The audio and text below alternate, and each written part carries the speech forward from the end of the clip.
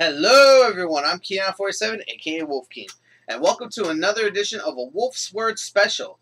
Now this is going to be part 1 of my Wolf's Word special, because of the fact that this week is E3, and there's a lot I need to cover, so this is going to be part 1. This part I will be talking about the Xbox One.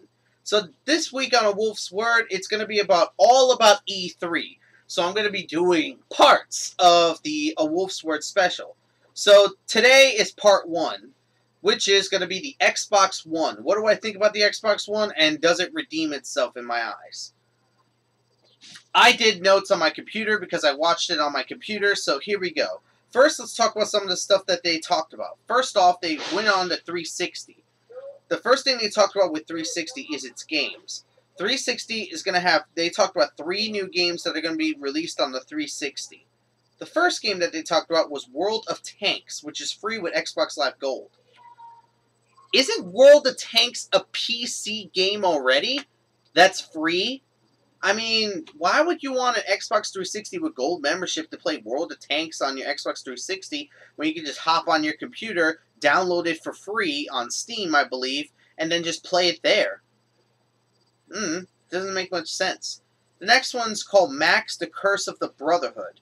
This one kind of reminds me a little bit about Limbo, where this guy wishes his brother away, and his brother's taken away by this demonic being, and now the character, I'm guessing Max, is trying to save his brother, and he's going through all these demonic-looking areas. One of the ideas that they showed in it is that maybe you can do, like, you know, kind of like Okami, like drawing paths and stuff like that.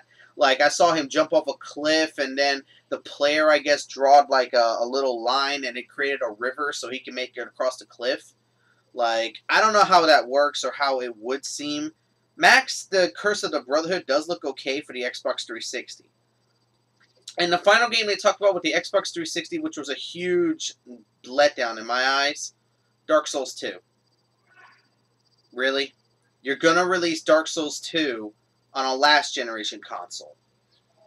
I mean, are you serious? This game was built from the ground up from the PC. Like, Dark Souls 2 was built from the PC engine, and now they're all of a sudden saying, oh no, this is going to be a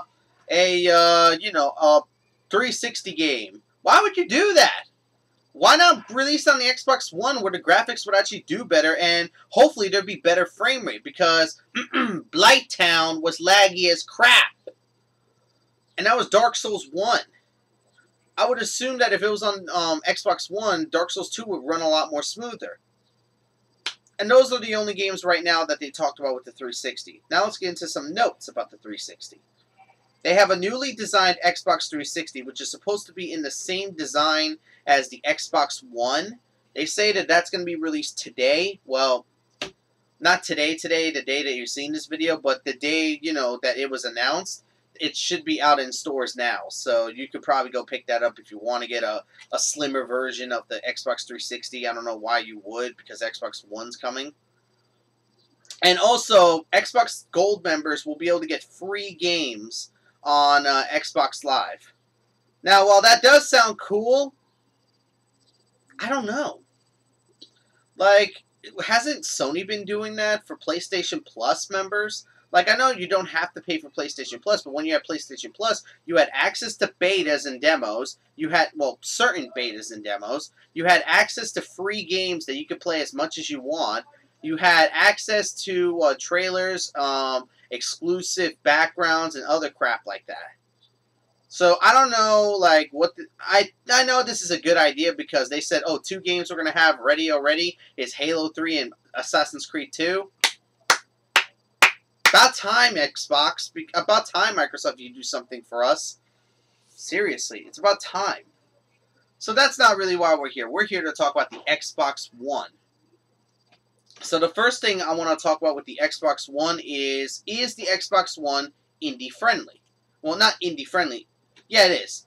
Is Xbox indie-friendly? Because they didn't really talk too much about their standing in the indie community. I mean, yes, they showed a lot of indie games. Well, a few indie games, I believe. But they didn't really say, you know, they didn't really tell us, like, oh, there'd be an indie channel like Xbox 360. Like, you know how Xbox 360 had the indie channel. So you can actually go there and check out a lot of indie games. And some of the indie games on the indie channel were pretty good.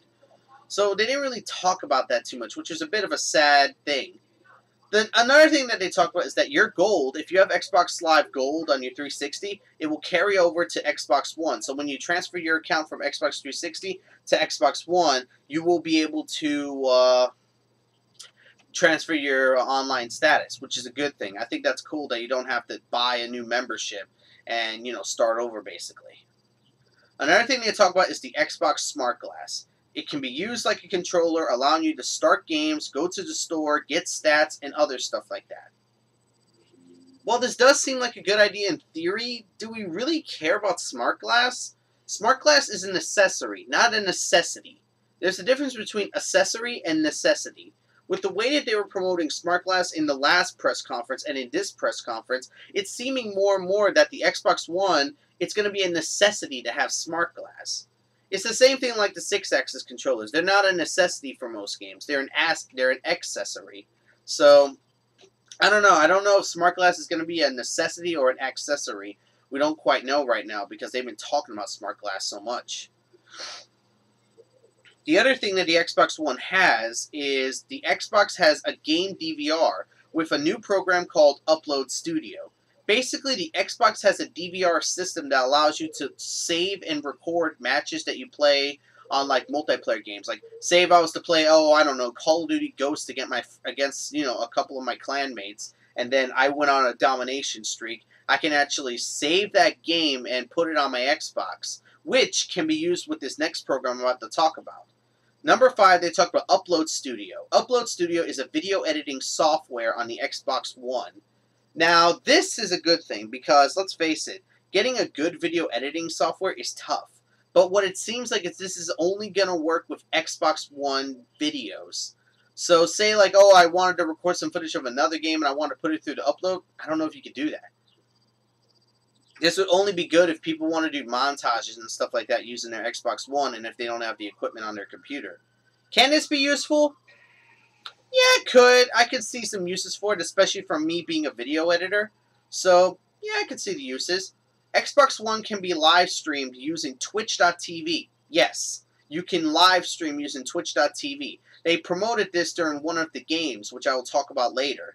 One of the games that they were playing, they promoted the Twitch.tv and the Upload Studio, which looked pretty good, and it actually did have some promise. Honestly, I think this is good that, you know, you'll be able to live stream with your Xbox One. You don't need all these programs like XSplit, OBS, and stuff like that. You won't need all these crazy programs and all this crazy computer equipment to do this.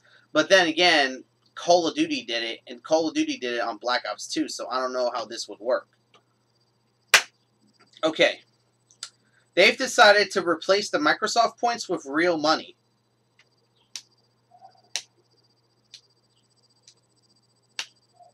Great, no one cares.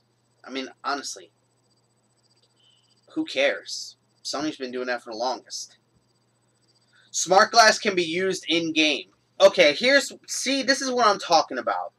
It's starting to feel more and more like SmartGlass is going to be a necessity for the Xbox One instead of an accessory. I'll talk about this with one of the games that they actually used SmartGlass with. So I'll get into more information there. What about the price and the due date?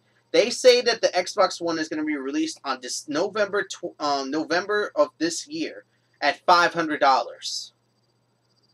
So really, that's really all there is. Like, you know, they talked about it for $500. They said it's going to be around $500. That's you know where I assumed it would be. That's where I assumed the price would be. Now, most of this stuff sounds good, right? But there's one problem I still have with Xbox One, and you know what that is? I think you should guess by now. They never talked about the rumors and policies. Yes, if you remember my 2 video rants, you would know that I talked about their rumors and policies about an always online DRM, about used and rented games and other stuff like that. During the whole press conference, they never once talked about it. Really, Microsoft? This was your chance to kill the rumors and to kill all the, you know, the bad press. You could have easily just came on stage and said, oh, the used and rented thing is gone, or oh, the 24 DRM is gone. If you said that, people would have been shouting at the top of their lungs, standing up on their chairs, going, yeah! Like, seriously, that's what everybody would be doing right now, but now we're still leery of it because, seriously, it's still there. The fact that you have to log in every 24 hours. And here's the thing. I didn't say this in my original rant video, but what happens if Xbox One gets hacked? What happens if Xbox One goes under maintenance for a few days? What happens if your internet gets cut off? What happens if there's a storm and, you know, your internet provider can't give you internet for the time being? What happens, huh?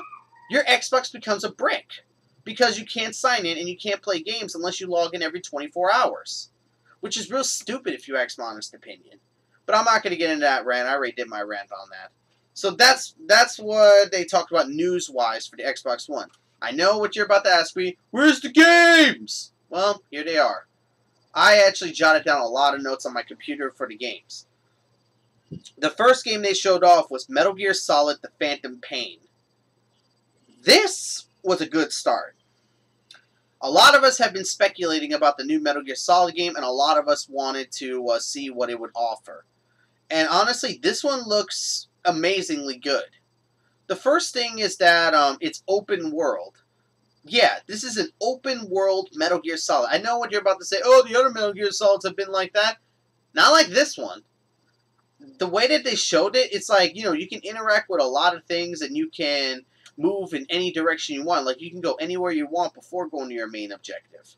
So, one of the ideas that they, like, the way what I meant by interacting with different environments, you can interact with vehicles and stuff like that, and, you know, other crap like that. Like, you can actually get into, you can get on horses, you can get on jeeps. I don't know what else you can get in because they didn't show too much.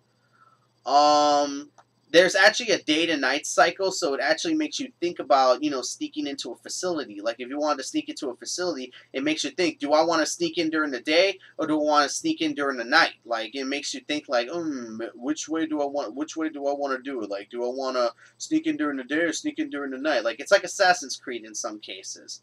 It gives you an idea of when to do it. But there's a couple of problems with Metal Gear Solid: The Phantom Pain already. One, we didn't get to see all that much gameplay. A lot of it was scripted. Number two, the voice actor of Snake is not David Hayter. He decided to no longer do the voice of Snake. And trust me, you can tell that's not the original Snake voice. And number three, there's still a lot of lacking information about Metal Gear Solid: The Phantom Pain, so we don't know. All in all, I think it was a good start. The next game to talk about is Rise, Son of Rome. When I saw Rise, Son of Rome, I thought it was going to be a God of War knockoff. I really did. I thought it was going to be another God of War knockoff just to replace God of War. But it's not. It's a third-person hack-and-slash kind of game. But it looks good. Like, graphics look good. Like, you play as a Roman, and you have, you know, the skills, the armor, and all that kind of stuff like a Roman. And you actually do these cool traits, like, in one of the sequences, you actually team up with it. You actually go with a team with the shields up. There's like a whole wall of arrows, like a whole wall of archers. You actually tell your team to put the shields up to block yourselves. And you can also tell your team to throw spears at the same time, kind of like real Romans. Like, you know, they work in coordination. But there's one problem I have with Rise, Son of Rome. There's too many QuickTime events! Everything is a QuickTime event. Finishing off your enemy, press X to finish him off. Press B to start the finisher, press Y to finish him off. Press X to finish this guy, and then press Y to finish this guy. Press X to stun this guy, press Y to stun this guy, press A to kill him, and press B to kill him. What's all the QuickTime events? I mean, there's no excuse. There's no way you can say, oh, they had to. No, they didn't. Batman Arkham Asylum and Arkham City showed that you don't need QuickTime events to do combat. Assassin's Creed showed you don't need QuickTime events for combat. They got no excuse. I'm sorry, but there's no excuse for the fact that they have too many QuickTime events. And that's being very honest. And right now, Rise, Son of Rome is the only exclusive I know of so far. The next game, Killer Instinct. You heard right, Killer Instinct. They're making Killer Instinct, and it's a fighting game. Killer Instinct looks really good, but I really can't talk about fighting games because I'm not really qualified. What I will say is that this was one of the games that the producer and someone on the show demonstrating the game was playing it. Basically, what happened was that the producer basically beat the person who was demonstrating the game, and then uploaded the video on the upload program that I was talking about.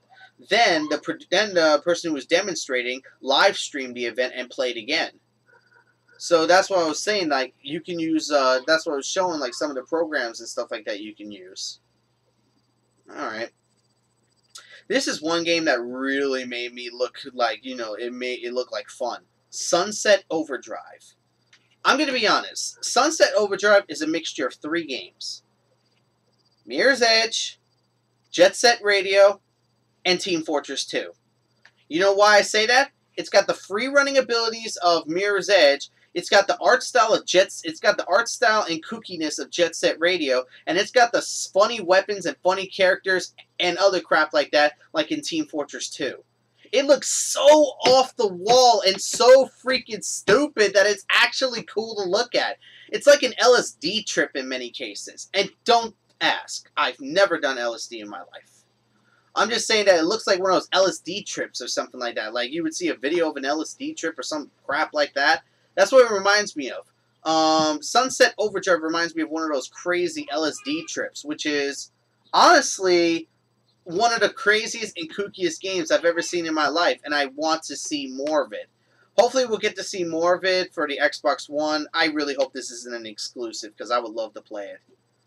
Forza Motorsport 5. I'm not going to talk about it because I'm not a driving game person, but I will say this. They have something called the Drivatar, which basically pays attention to how you play, and when you don't want to play anymore, your Drivatar will be playing for you. How does that work exactly? So basically, your Drivatar learns your skill, learns your driving style, and then tries to mimic it. Eh. The 6th game that they announced on the Xbox One, which I really got upset about, was this one. Minecraft.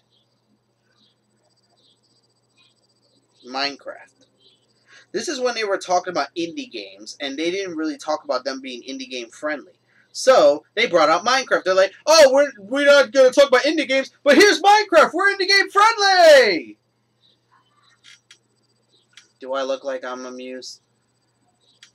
You've had Minecraft on how many systems? I thought so. I'm going to move the camera over here real quick. There we go. So, we've had Minecraft on PC. We've had Minecraft on 360. And now we got Minecraft Xbox One Edition. Who cares? Next one is Quantum Break. The first time I saw Quantum Break, it looked like one of those drama TV shows. After seeing the trailer, I honestly don't know what it is. There's not enough information to talk about Quantum Break. Next. D4. Not enough information to talk about D4 either. Next. Project Spark. Now, this is the highlight of the show. This was the highlight of the show. Project Spark is basically a build-your-own game. Basically, you're allowed to build your own world, build your own everything, build your own scenarios. Basically, you can just build your own game. It's like Little Big Planet. It's like Little Big Planet, but on Microsoft, and like on the Xbox One. You can build your own world. You can build your own, and you pick your enemies, you pick your allies, you pick your weapons, you pick the village location, you pick the scenarios. Like, it definitely seems like it's a cool thing. Like, I do like the idea for Project Spark. It has Connect voice commands, and you get to build your own world / game. This is interesting. Like, this is a revolutionary game I would love to see. This is Little Big Planet, but improved. I think this is what Little Big Planet was trying to be. And honestly, this is a vast improvement over Little Big Planet. Instead of just side-scrolling left and right, now you're able to move in full 3D around an evolving world that you change over time, or your friend changes over time, which I think is probably the most impressive part of the Xbox game library so far. If this is an exclusive, I may buy an Xbox One just for this game, because I feel I can have tons of time with it. Then we saw Crimson Dragon, which reminded me of Panzer Dragoon. If you know what Panzer Dragoon is, I don't need to explain. Crimson Dragon looked like exactly like a Panzer Dragoon game, but there was one problem when they did the reveal. There was no sound! They messed up. There was no sound during the whole trailer, And I'm not even kidding. There was no sound, no gameplay sound, no music sound. The only sound that you heard was some of the audience laughing or asking why there's no sound. I'm not even kidding. That's how bad it was. You could hear the audience while this trailer was going on. And that's atrocious. Microsoft, how the hell do you mess that one up? Honestly. The next one they talked about, which is a bit of a hurtful one. Dead Rising 3. I'm a big fan of Dead Rising. I love Dead Rising to death. I have the second one. I have Off the Record. But this one really got me a little upset. This Dead Rising does not look like the other Dead Risings in any way, shape, or form. It looks a little bit too serious for a Dead Rising game. It looks a little bit too modern for a Dead Rising game. We all know Dead Rising games have been known for hilarity and stuff like that. I mean, come on. When you smack a zombie in the head with a freaking faucet, like, you know, when you smack him in the head with a faucet spork, pretty much all realism in the game goes right out the freaking window. How about putting a bucket with 2 drills in them, just drilling his head off? That's fun in Dead Rising. In this one, it just seems so serious. There were only a few moments that captured the realistic nature of a Dead Rising game, and that was when he combined I think a rake with a saw blade, something like that, a rake with a saw blade, and actually threw it at the enemy to cut him in half. See, now that's the spirit of a Dead Rising game. But there are a couple of problems I have with this Dead Rising game. One, it just seems too serious for a Dead Rising game, and I don't like that. And number 2, it uses SmartGlass. Basically, you can use SmartGlass to call in airstrikes and stuff like that. Again, who wants SmartGlass? Honestly, you're making this out that SmartGlass is supposed to be an accessory, but it's feeling more like a necessity for most of these games. I mean, honestly, who wants SmartGlass? Who's going to pay for SmartGlass just to play games? I swear to God, they make SmartGlass only stuff like, oh, you need SmartGlass to play this? I'm going to lose my I really am. The next game that they announced. Oh yeah, and guess what? Dead Rising 3 is an exclusive to Xbox One.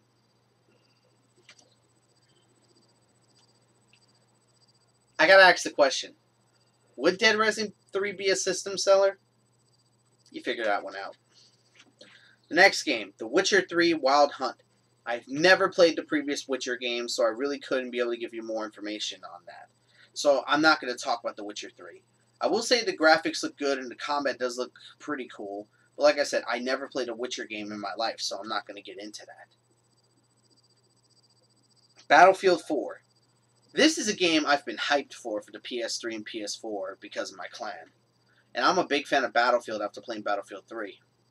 So when we were getting ready to watch the trailer, they said, here's Battlefield 3. We saw the audience, you know, cheer. And guess what happened?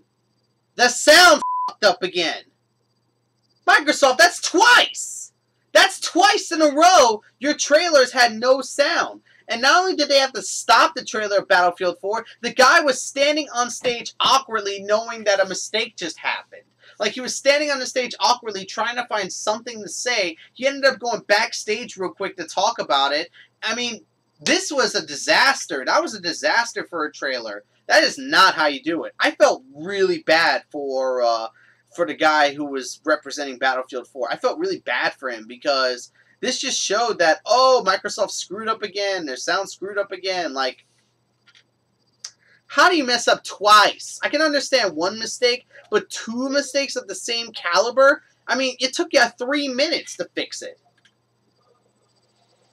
You done goofed. That was a big mistake.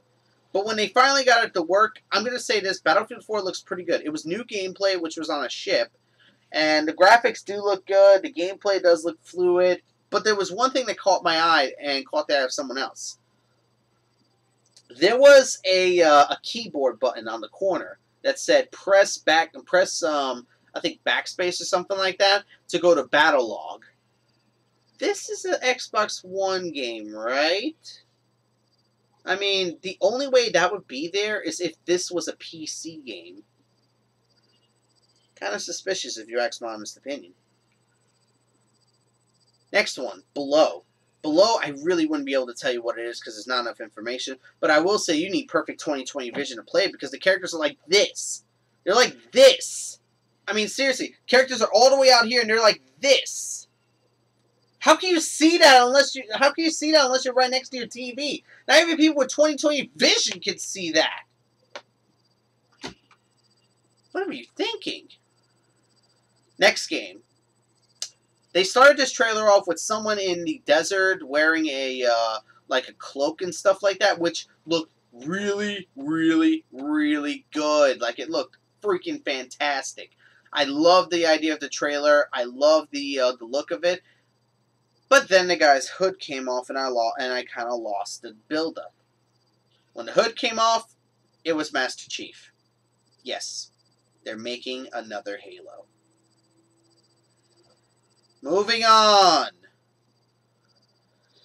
Titanfall was the last game they showed, and Titanfall looks freaking amazing. It looks like one of those old sci-fi games. It looks, it looks like an old sci-fi game. I didn't get to see too much gameplay because my computer started to conk out at that point, but it looks like an old sci-fi game, and it reminds me of a lot of different sci-fi movies and stuff like that. Kind of like Battlestar Galactica or something like that. Kind of like that kind of stuff. So that's really all I have. That's really all I have to say about Titanfall because I didn't get to see too much of the gameplay before my computer conked out. So what do I think about the Xbox One's gaming library and its reveal? Honestly, Microsoft did do a better job than their last conference because all they talked about last time was TV, TV, TV, TV, TV. This time they talked about games, games, games, games, games, which is what we're supposed to be here for. You're a gaming console, not an entertainment system. They barely touched upon the TV aspect. I don't know if that was just a throwaway or if that was supposed to be the, the starting gun, which it shouldn't have been. It shouldn't have been the starting gun, if you ask my honest opinion. But there's still a lot of problems with Xbox One. The thing is that they didn't address any of their issues. A lot of their games are completely, have barely any information or messed up or are just exclusives forcing us to want to buy an Xbox One. I mean, do I really want to buy an Xbox One for Dead Rising 3? Do I really want to buy an Xbox One for Battlefield 4? Do I really want to buy an Xbox One for Sunset Overdrive? Like, do I really want to? Are these games system sellers? We know that launch titles have never been that good.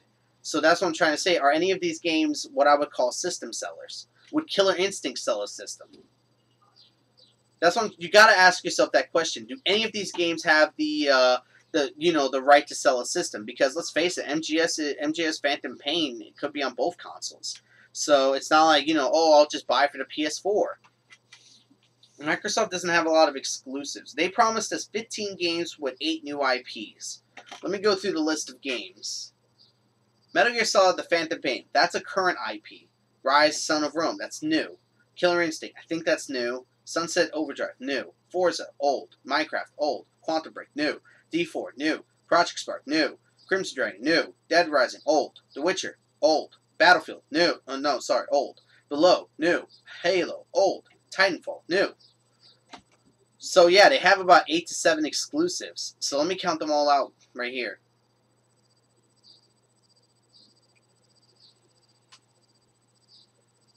Yeah, they got about 8 to 9 exclusives, so they stood to their word, which is a good thing.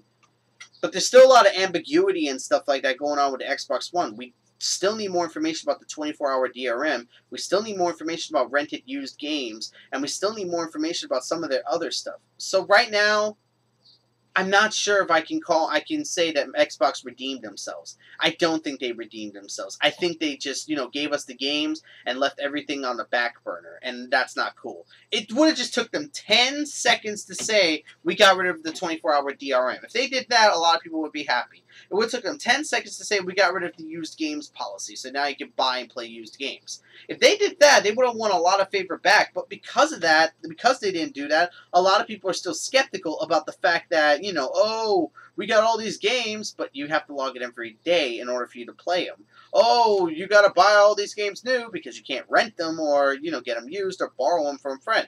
Like, say I got Metal Gear Solid Phantom Pain for the Xbox One and my friend and one of my friends wanted to borrow it. He has to be in my friends list for 30 days to borrow it. Well, actually trade it to him. And if I lend it to him, he has to pay a pre-order fee. Right now, I can't say anything about Xbox One. I really think they screwed up in many cases. The games look good, but their ambiguity and their background right now is not looking good. So honestly, I don't think the Xbox One is going to do very well.